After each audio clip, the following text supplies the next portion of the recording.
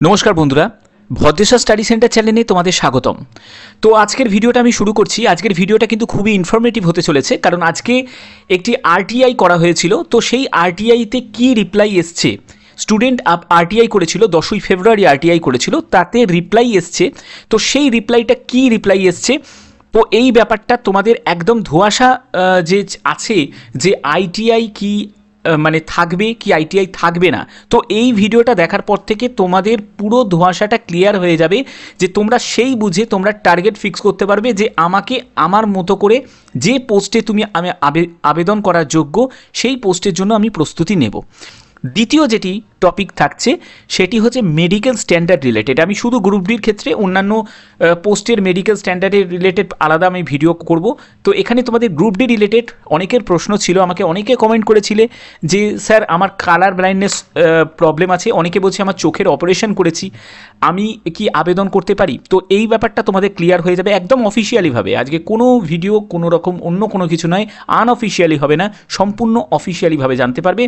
এবং তৃতীয় যেটি ইম্পর্টেন্ট, সেটি 3 বছর যে এবার এজ রিল্যাক্সেশন দিয়েছে, এই 3 বছর এজ রিল্যাক্সেশন কি সামনে যেসব বিজ্ঞপ্তি প্রকাশিত হবে সেখানেও কি এই 3 বছর এজ রিল্যাক্সেশন থাকবে, এবং এজ রিল্যাক্সেশনটা কি প্রতি বছর কি থাকবে।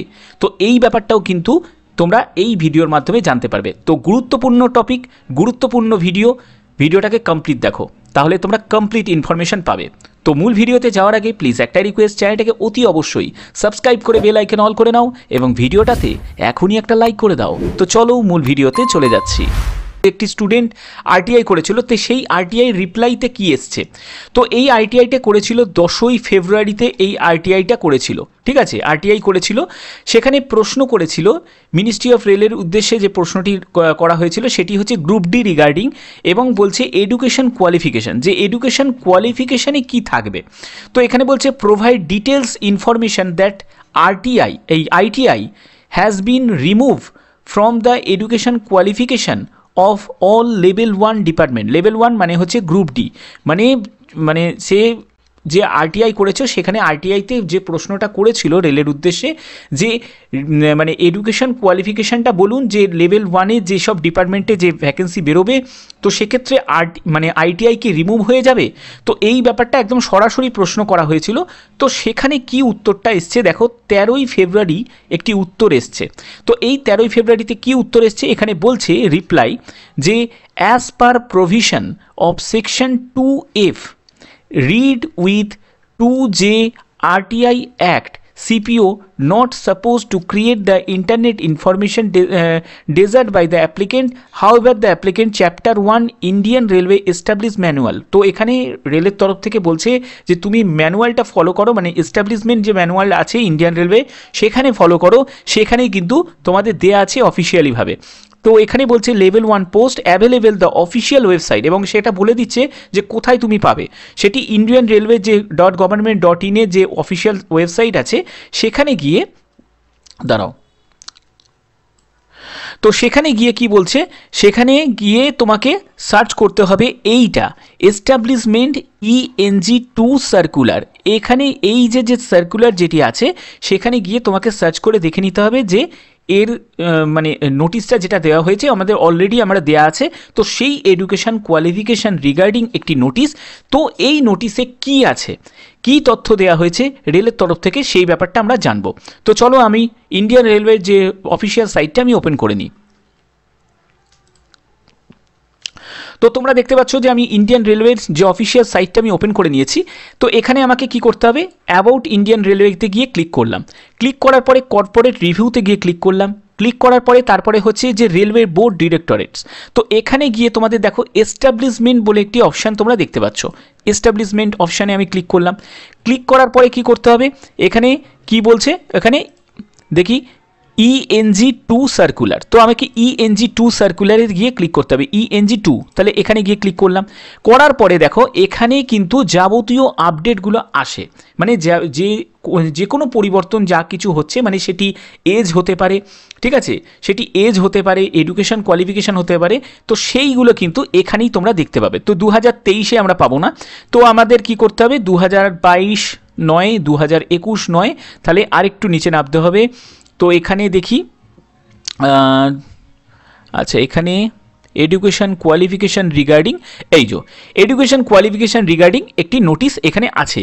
Minimum education qualification for recruitment from open market in level 1। তোমরা এখানে দেখতে পাচ্ছ, আমি হাইলাইট করে দিচ্ছি, এই যে এটা হচ্ছে নোটিশ। তো এই নোটিশটাকে আমাকে ওপেন করতে হবে। তো আমি এই নোটিশটা আমি ওপেন করে তোমাদের বলছি কি নোটিশে লেখা আছে।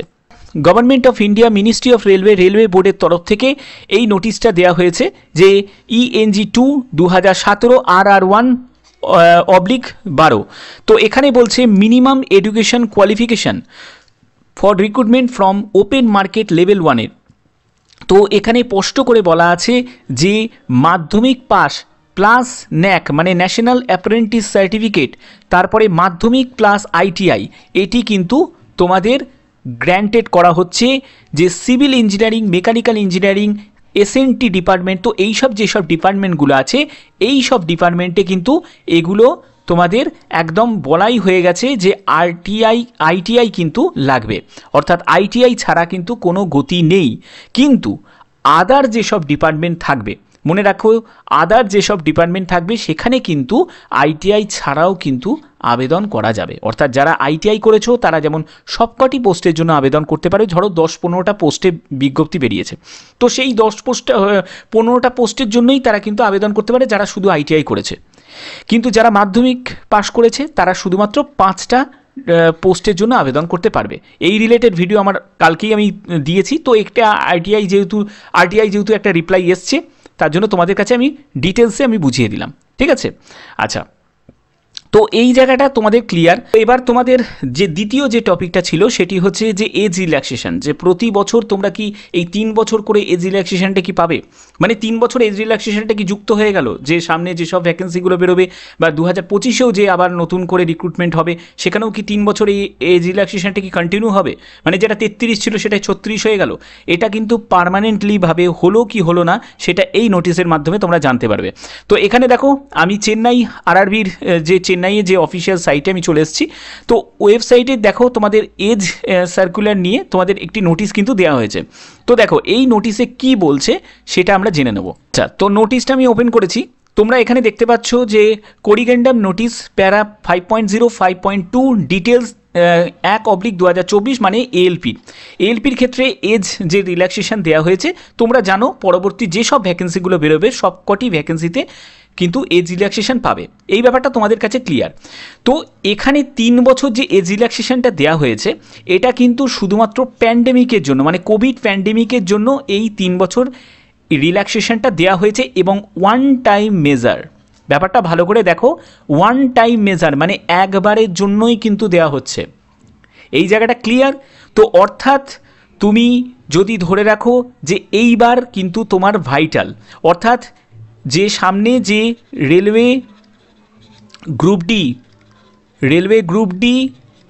ঠিক আছে, রেলওয়ে গ্রুপ ডি NTPC ঠিক আছে সহ যেসব বিজ্ঞপ্তি বেরোবে এই বছর, যেসব বিজ্ঞপ্তি বেরোবে সেখানে 3 বছর প্লাস 3 ইয়ার্স কিন্তু বেড়ে গেল। কিন্তু 2025-এর থেকে কিন্তু তোমরা যে এজ লিমিটটা ছিল সেই এজ লিমিটটাই কিন্তু চলবে। ব্যাপারটা বোঝা গেল।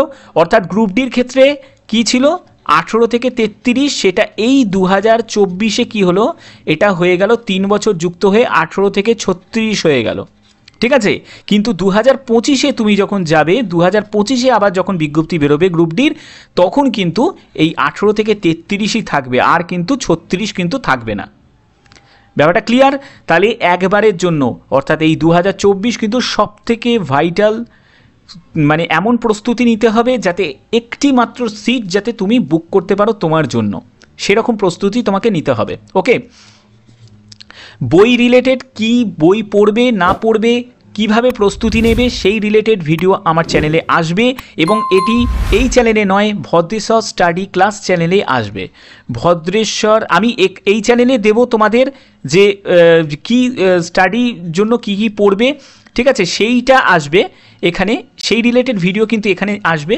কিন্তু যে ক্লাসটা মানে যে ক্লাসটা করাবো সেটি অনলাইন অফলাইন যাই হোক ক্লাস হোক না কেন, সেই ক্লাসটা কিন্তু তোমরা ভিডিও পাবে, সেটা ভদ্রেশ্বর স্টাডি ক্লাসে কিন্তু সেই ভিডিওটা পাবে, এখানে পাবে না। ওকে, তো অবশ্যই ভদ্রেশ্বর স্টাডি ক্লাসকে কিন্তু সাবস্ক্রাইব করে রেখো। আচ্ছা, তো এই দ্বিতীয় তোমাদের মানে যে টপিকটা ছিল সেটিও তোমাদের ক্লিয়ার হয়ে গেল। এবার চলো তৃতীয় যে প্রশ্ন, তৃতীয় প্রশ্নটি হচ্ছে তোমাদের মেডিকেল স্ট্যান্ডার্ড রিলেটেড। ঠিক আছে, যে চোখে যারা অপারেশন করেছো তারা কি আবেদন করতে পারবে, কোন কোন পদগুলোর জন্য তারা আবেদন করতে পারবে এবং কোন কোন ক্যাটাগরিতে তারা আবেদন করতে পারবে সেই ব্যাপারটা তোমাদের ক্লিয়ার করে দিচ্ছি। ঠিক আছে, নোটিশটা আমি ওপেন করেছি, দেখো এটি হচ্ছে তোমাদের গ্রুপ ডির একটি নোটিশ। তো এই গ্রুপ ডি নোটিশের মধ্যেই কিন্তু মেডিকেল স্ট্যান্ডার্ডটা আছে। তো দেখো এখানে মেডিকেল স্ট্যান্ডার্ড রিলেটেড এখানে বলে দিই, A2 মেডিকেল স্ট্যান্ডার্ড থেকে শুরু করে A2 মেডিকেল স্ট্যান্ডার্ড থেকে শুরু করে কিন্তু C1 মেডিকেল স্ট্যান্ডার্ড পর্যন্ত থাকে। অর্থাৎ যাদের চোখের সমস্যা আছে, ঠিক আছে, যাদের দৃষ্টিশক্তি খুবই কম, তারা C1 ক্যাটাগরি মেডিকেল স্ট্যান্ডার্ডগুলোকে খোঁজার চেষ্টা করবে। এবার তোমার প্রশ্ন যে স্যার আমি আইটিআই করিনি, স্যার আমি আইটিআই করিনি কিন্তু আমার চোখেরও সমস্যা আছে, তাহলে তো আমি তো আইটিআই যারা করেনি তারা মাত্র 5টা পোস্টের জন্য আবেদন করতে পারবে, এটা তোমাদের আগেই আমি ক্লিয়ার করে দিয়েছি। তাহলে এখন কি উপায় আছে? তাহলে কি আমরা আবেদন করতে পারবো না? তো তোমরা আবেদন করতে পারবে, কোন পোস্টে আবেদন করতে পারবে সেই ব্যাপারটাও ক্লিয়ার করব। ওকে, তো দেখো তার আগে তোমাদের বলে দিই, এখানে যারা A2 মেডিকেল স্ট্যান্ডার্ড, তো এখানে বলা হচ্ছে যে 6/9/6/9 উইদাউট গ্লাস, অর্থাৎ চোখে কোনো রকমভাবে কিন্তু চোখে চশমা থাকলে চলবে না। No fogging test, fogging test কিন্তু A1 মেডিকেল স্ট্যান্ডার্ডের হয়, মানে ALPদের হয়। এখানে কিন্তু কালার ভিশন টেস্ট হবে, বাইনোকুলার ভিশন টেস্ট হবে, নাইট ভিশন টেস্ট হবে, মেসোফিক ভিশন টেস্ট হবে। B1 ক্যাটাগরি মেডিকেল স্ট্যান্ডার্ড যেগুলো আছে 4/9 6/9 6/12, তো এখানে উইথ অর উইদাউট গ্লাস, অর্থাৎ এখানে একটু ছাড় দেওয়া হয়েছে, মানে চোখে চশমা পরে অথবা না পরে তোমাকে কিন্তু এই দৃষ্টিশক্তি থাকতে হবে, কিন্তু 4 ডায়োপ্টারের বেশি কিন্তু হলে হবে না। পাওয়ার অফ লেন্স 4 ডায়োপ্টার মানে তোমার যে চোখের চশমার যে কাজটা ও ডায়োপ্টার মাপা যায়, তোমরা তো জানো যে চোখের যে লেন্স মাপা হয় ডায়োপ্টারের মাধ্যমে, ঠিক আছে। তো সেই লেন্সের যেটি সেটি 4 ডায়োপ্টারে বেশি যদি হয় তাহলে কিন্তু হবে না, তার মধ্যে হতে হবে। ব্যাপারটা ক্লিয়ার? এখানেও কিন্তু colour vision test, binocular vision test, night vision, mesopic vision test হবে। B2 মেডিকেল স্ট্যান্ডার্ডের মধ্যে কি থাকছে? 6/9/6/12 উইথ অর উইদাউট গ্লাস, মানে চোখে চশমা পরে অথবা না পরে। এখানেও কিন্তু 4 ডায়োপ্টারে বেশি হলে হবে না। এখানে উইথ অর উইদাউট গ্লাস 0.6 এটা নিয়ার ভিশন থাকেই। এখানে কিন্তু একটু ছাড় আছে, সেটা হচ্ছে তোমার কিন্তু B2 মেডিকেল স্ট্যান্ডার্ডে মনে রাখবে কালার ভিশনের কোনো সমস্যা থাকলে B2 মেডিকেল স্ট্যান্ডার্ড কিন্তু তোমরা আবেদন করতে পারো, C1 তো আবেদন করতেই পারবে।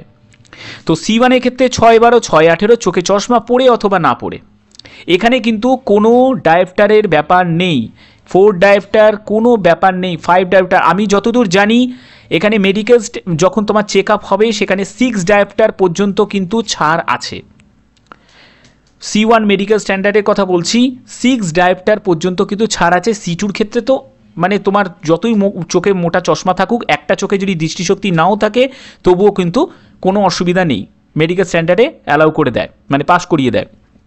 এখানে যেটা বলছে যে reading or close work is required, অর্থাৎ পড়তে যে মানে যে কাছ থেকে লেখা পড়তে পারলেই হলো, কোনো অসুবিধা কিছু নেই। এরপর তোমাদের প্রশ্ন যে চোখের স্যার অপারেশন করেছি বা ল্যাসিক সার্জারি করেছি কি করব? তো দেখো এখানে পরিষ্কারভাবে বলা আছে chapter 5 Indian railway medical manual volume 1, এই ব্যাপারটা নিয়ে পরে আমি একটা ভিডিও আলাদা করব, সেখানে একদম ডিটেলস বলবো যে কি কি টেস্টগুলো হয় রেলের ক্ষেত্রে, তো সেই ব্যাপারটা নিয়ে তোমাদের পরে আসবে। তো দেখো আন্ডারগোন ল্যাসিক সার্জারি, এখানে বলা আছে LASIK surgery any other surgery, যে কোনো রকম তুমি কোনো সার্জারি করেছো, কোনো কারেক্ট রিফ্র্যাক্টরি এরর মানে তুমি চোখের কোনো অপারেশন করেছো, তো সেখানে মেডিকেল স্ট্যান্ডার্ড A2 B1 এবং B2 ক্যাটাগরি যেসব মেডিকেল স্ট্যান্ডার্ড আছে সেখানে কিন্তু তুমি আবেদন করতে পারবে না। এই জায়গাটা কিন্তু ক্লিয়ার করা আছে, অর্থাৎ তোমাদের বুঝতে হবে এই ব্যাপারটা যে A2 B1 এবং B2 এখানে কিন্তু যে যেমন দেখো B1 ক্ষেত্রে চোখে চশমা তুমি পড়তে পারো, B2 ক্ষেত্রেও চোখে চশমা পড়তে পারো, কিন্তু কোনো রকম সার্জারি যদি হয় তাহলে কিন্তু আবেদন করা যাবে না। A2 ক্ষেত্রেও তাই। আর A1 তো একদম টপ ক্লাসের মেডিকেল স্ট্যান্ডার্ড, ওর কথা আমি বাদই রাখছি।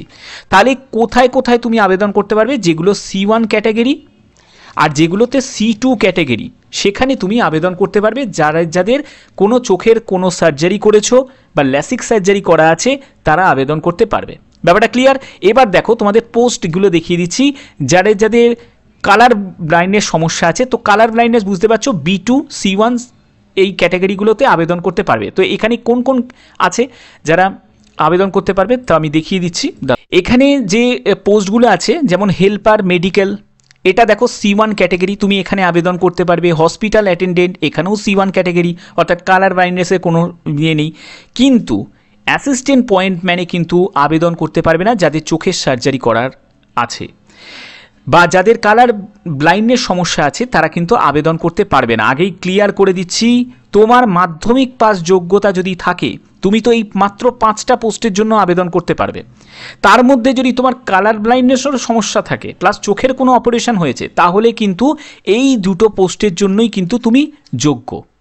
ব্যাপারটা ভালো করে বোঝো, শুধু হেল্পার মেডিকেল আর হসপিটাল অ্যাটেন্ডেন্ট এই দুটো পোস্টের জন্যই কিন্তু তুমি যোগ্য, C1 দুটো পোস্টের জন্য। ব্যাপারটা ক্লিয়ার?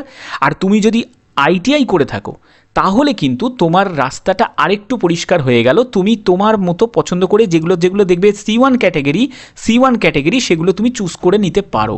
ঠিক আছে, এখানে C1 ক্যাটাগরি দেখো, এগুলো তুমি চুজ করে নিতে পারো যদি তুমি ITI করা থাকে। ঠিক আছে, তো এই জায়গাটা তোমাদের অনেকটা কিন্তু চাপের হয়ে গেল। তো কিছু করার নেই, মানে যাকে বলে নেই মামার চেয়ে কানা মামা ভালো। তো সেই অনুযায়ী তোমাদের যতটুকু যদি সুযোগ পাও তো সেগুলোতেই আবেদন করতে হবে, কিছু করার নেই। আর যাদের চোখের কোনো সমস্যা নেই তারা কিন্তু এই 5টা পোস্টের জন্যই কিন্তু আবেদন করতে পারবে, শুধুমাত্র মাধ্যমিক পাস যোগ্যতা থাকলে। আশা করি তোমাদের ভিডিওর মাধ্যমে আমি কমপ্লিটভাবে বুঝিয়ে দিয়েছি। মেডিকেল স্ট্যান্ডার্ড রিলেটেড কিন্তু আরও ডিটেলস ভিডিও আসবে, সেটি আমি বলেছি। নন টেকনিক্যালের আগে আমি বুঝিয়ে দেবো, সেটা NTPC থেকে শুরু করে TT গ্রুপ ডি সব কিছুর বুঝিয়ে দেবো। তারপরে তোমাদের টেকনিক্যালের আসবে। শুধুমাত্র চোখ রিলেটেড নয়, কি কি টেস্ট হয় মেডিকেল স্ট্যান্ডার্ডে, তো মেডিকেলে কি কি টেস্ট হয় সেগুলো রিলেটেড কিন্তু ভিডিও আসবে। এই ভিডিও দেখার পরে কিন্তু তোমাদের সব ডাউট ক্লিয়ার হয়ে যাবে, আমি এইটুখানি কনফার্মভাবে বলতে পারি। তো এরকমই ইনফরমেটিভ ভিডিও পাওয়ার জন্য অতি অবশ্যই ভদ্রেশ্বর স্টাডি সেন্টার চ্যানেলকে তোমাদের সাবস্ক্রাইব করে বেল আইকন অল করে রাখতে হবে। তো আজকের মতো এটুকুই, শুভরাত্রি।